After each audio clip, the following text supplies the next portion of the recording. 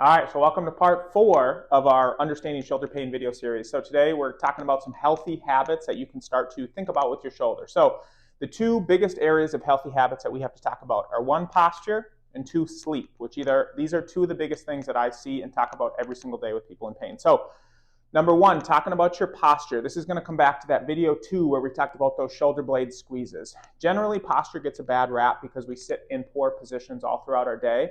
I don't mind if you're in a poor position, a slouch position occasionally, but what I want you to start doing more often is every hour or two, whatever it might be, start thinking of that shoulder blade squeeze. So if we're typing at our desk, we're driving our car with this forward shoulder, start to do that shoulder blade squeeze where we actually pull those shoulder blades back and down. As I say in the video, do those 100%ers where you really pull, do 2 or 3 of those, relax, do that 10%, and we're going to try to live there.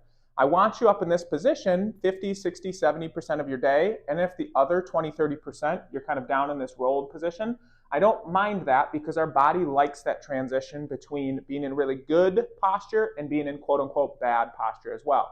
So just doing this can make a big difference on your shoulder because we're not sitting in one posture all day. It's simple, it's quick, but it'll make a big difference with your shoulder pain. Moving on to sleep. This is a huge area where we spend 7 to 9 hours a night in our beds. And if you're having shoulder pain, that can affect your sleep, affect your next day, and it can increase your shoulder pain. So here's a couple of easy ways, whether you're a side sleeper, back sleeper, or a stomach sleeper, that you can use a pillow to hopefully relieve some of that pain on your shoulder.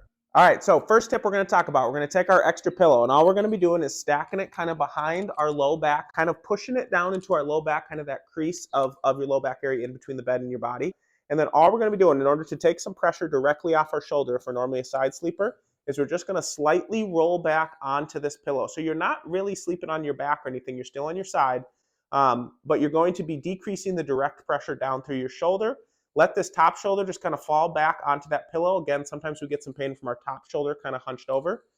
Have another pillow under your head, and we're going to be able to sleep kind of in this position. And this should be pretty comfortable all night, but if you need to switch sides, obviously you can. Tip 2, we're going to talk about if you're generally a stomach sleeper and you like to have your arms up by your side, but again, you wake up with shoulder pain or you're moving throughout the night. So what we're going to do is instead of using our pillow for under our head, we're going to take that pillow. I want you to put it under kind of the front half of your, or the side half of your upper chest, and you can kind of ball it up. You can do whatever's comfortable. I suggest not even sleeping with a pillow if you're going to go on your stomach because it's a little bit harder on your neck as well. All we're going to do is with that pillow under about halfway, we're going to lay it on by your side. You can put your back arm behind you, wherever it's comfortable. And in this position, you're opening your shoulders up, but you're allowing your actual arm to drop, taking it out of that max kind of upper flexion position. This, once again, will alleviate some of the pressure on that shoulder, and you should be able to lay a lot more comfortably throughout the night. So these are two really easy areas that you can improve your daily life just by improving your posture and your sleep. Moving on to part 5, understanding your shoulder pain, we're going to talk about some self-tests that you can be doing to check if you need to go in to get that shoulder looked at if you're having pain with these specific tests that we're going to get into.